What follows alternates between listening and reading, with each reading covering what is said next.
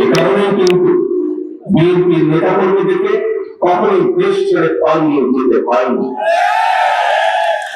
প্রিয় ভাই ও বোনেরা, গত ১.৫ দশকে স্বাধীন বাংলাদেশকে পরাধীনতার শৃঙ্খলে আবদ্ধ করে ফেলা হয়েছিল।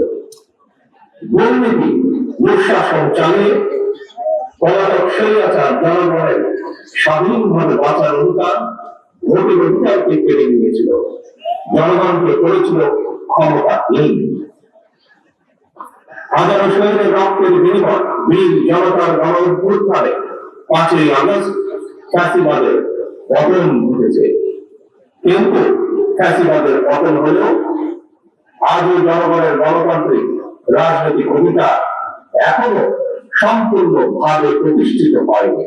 এবং এই কারণেই শ্রমজীবী, কর্মজীবী মানুষ এখনো তাদের নির্বাচিত প্রতিনিধিদের মাধ্যমে নিজেদের দুঃখ দুর্দশার কথাগুলো সরকারের কানে পৌঁছে দেওয়ার সুযোগ পাচ্ছে না। এক্ষেত্রে আমি আপনাদের সামনে একটি উদাহরণ তুলে ধরতে চাই। আপনাদের নিশ্চয়ই সকলের কম বেশি জানা আছে, এবছর আলু চাষের সঙ্গে যারা জড়িত ছিলেন আপনারা সকলেই কম বেশি জানেন, দেশে কিন্তু এবছর বার্ষিক চাহিদার চেয়েও বেশি আলু উৎপাদিত হয়েছে।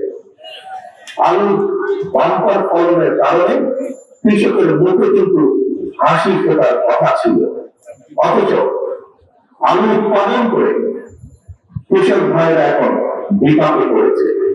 একদিকে আলু উৎপাদনের খরচ ছিল দ্বিগুণ, অপরদিকে উৎপাদিত আলু সংরক্ষণ করতে গিয়ে কৃষক ভাইদেরকে দ্বিগুণ খরচ করতে হয়েছে।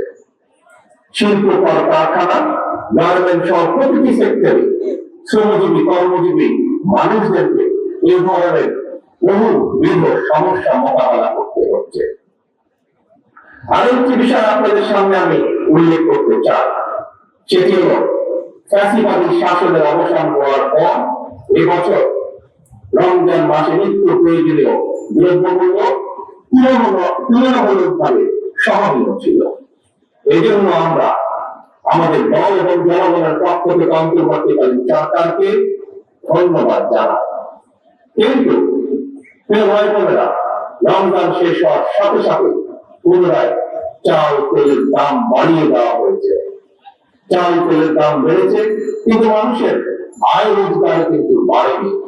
তাহলে জনগণ এখন তাদের এমন ভোগান্তির কথা তার কাছে কোথায় কিভাবে বলবে?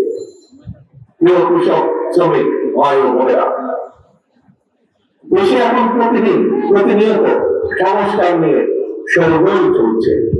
গণমাধ্যমের খবর কিংবা টিভির টক শো, সবখানে সংস্কার নিয়ে আলোচনা।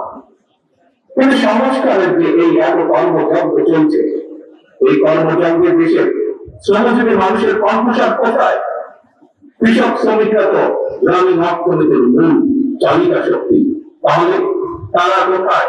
তার কাছে কিভাবে তাদের সমস্যা সম্ভাবনা চিত্র তুলে ধরবে? কে তাদের প্রতিনিধি?